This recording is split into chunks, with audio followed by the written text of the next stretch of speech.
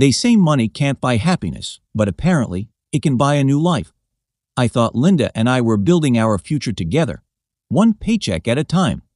But yesterday, I found a letter from a bank I didn't recognize.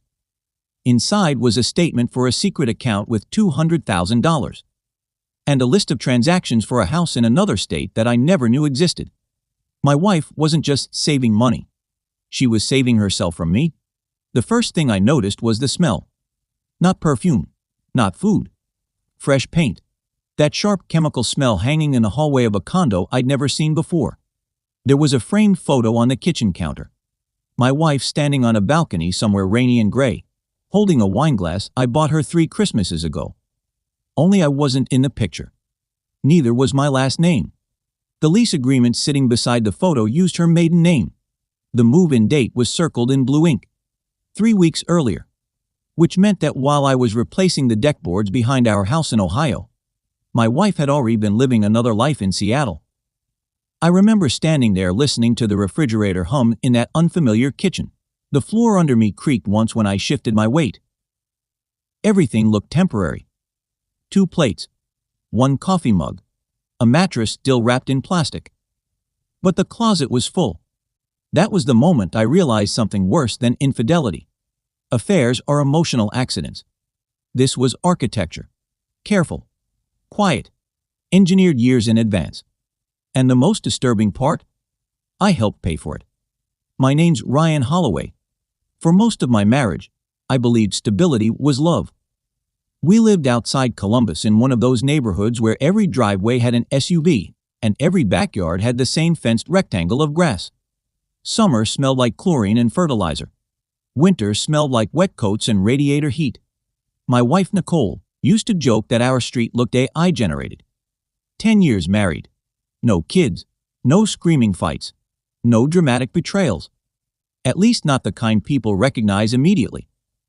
I handled investments and retirement accounts.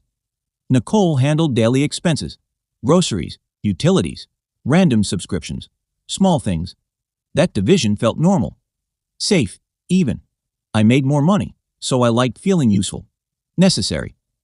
Around our 10th anniversary, we started talking about taking a vacation to Napa. She kept saying we should wait another year because money felt tight. That confused me. I was doing well. Not rich, but comfortable. Enough to renovate the kitchen without panic. Enough to upgrade her car last fall.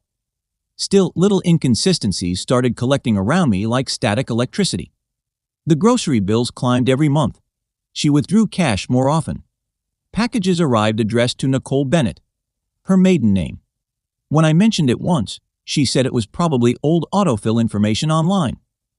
I believed her because the explanation sounded boring. And boring things usually feel true. Then came the envelope. Tuesday evening. Cold rain outside. Wet leaves stuck to the front steps. I remember the buzzing fluorescent light over the stove while I sorted mail. Coupons. Insurance renewal. Local dentist flyer. Then one plain white envelope from a bank neither of us used. The paper felt unusually thick. Nicole was upstairs showering. I could hear the pipes rattle behind the walls. I opened it because I thought it was fraud. That's what I told myself anyway. Inside was a savings account statement. Balance: $214,381.77. For a second, I honestly thought it belonged to someone else. Then I saw the name. Nicole Bennett. Not Holloway, Bennett. And suddenly every sound in the house felt amplified. Water running upstairs. The refrigerator motor clicking on. Rain tapping against the kitchen window. I read the balance 6 times. Then I noticed the account history. Regular deposits. Small at first, then larger. Consistent. 5 years old. Which meant this wasn't panic money. It was a system. I barely slept that night. Nicole came to bed smelling like eucalyptus shampoo. Her skin was cold from the shower. She fell asleep almost immediately. I stared at the ceiling fan rotating shadows across the room. 5 years? You don't accidentally hide money for 5 years. The next morning, after she left for work, I sat at the kitchen table with my laptop and our joint banking app opened beside the statement. The numbers lined up too cleanly. Every grocery trip had rounded totals. Every utility payment was slightly inflated. Small transfers buried under ordinary spending. $30 here, $80 there, sometimes $200. Never enough to trigger suspicion. I opened old PDFs from our account history. Same pattern. Again and again. Like she'd been shaving microscopic layers off our life. By noon, I felt sick. Not angry yet. Just disoriented. I drove to her office parking lot that afternoon and waited across the street with the air conditioning running even though it was cold outside. I don't know why. I think I expected to see another man. Some cliché that would simplify everything. But Nicole walked out alone. No secrecy. No nervousness. She got into her car and drove to a strip mall on the north side of town. I followed her. The sky was turning orange through dirty windshield glass. Traffic lights reflected off wet pavement. She parked outside a shipping store. Not romantic. Not suspicious. Just administrative. She came out carrying a thick envelope. When she drove away, I went inside. The employee remembered her immediately. Said she rented a private mailbox there under her maiden name. My stomach dropped. People don't build secret identities accidentally. That night I checked her laptop. I already hated myself for it. The house was silent except for the dryer tumbling downstairs. Nicole had fallen asleep on the couch with the television flickering blue light across her face. Her browser history wasn't deleted. That was the terrifying part. She wasn't sloppy. She just didn't think I'd ever look. Searches for Seattle real estate, condo associations, divorce attorneys, solo relocation taxes, women's financial independence forums. One spreadsheet sat in a hidden folder. Detailed projections, savings milestones, exit timeline, projected moving dates. She even calculated what month she could leave without triggering suspicion in our annual taxes. I remember zooming into the spreadsheet because my hands were shaking. There was a column labeled Final Phase. And beside it, When Ryan Feels Safest. I stared at those words for a long time. Because suddenly the anniversary trip, the kitchen renovation, the new patio furniture, all of it looked different. Not investments into a future. Sedatives. For about 2 days, I convinced myself I understood everything. She wanted out. Simple. Painful but simple. Maybe she stopped loving me years ago and didn't know how to leave financially. Maybe she felt trapped depending on my income. Maybe the secret account was survival. The explanation hurt, but it made emotional sense.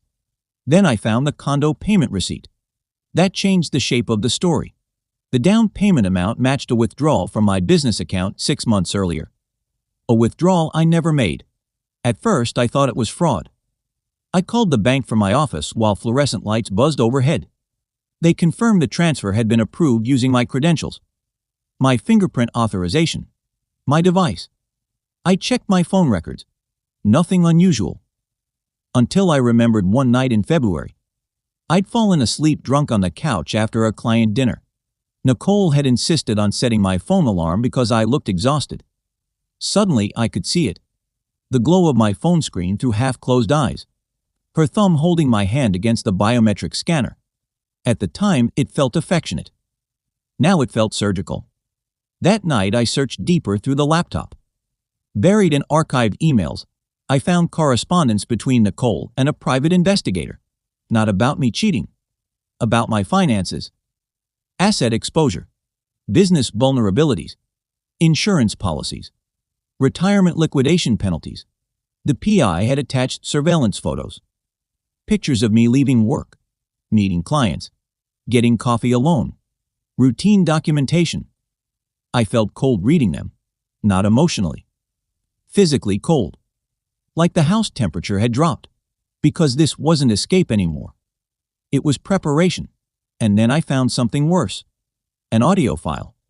Only 23 seconds long. It sounded accidental at first. Fabric rustling. Car turn signal clicking. Then Nicole's voice. Calm. Controlled. She said she needed everything positioned before I found out. The other person asked what happened if I discovered the account early. Nicole laughed softly. Not cruelly. Almost tired. Then she said, He'll blame himself first. He always does.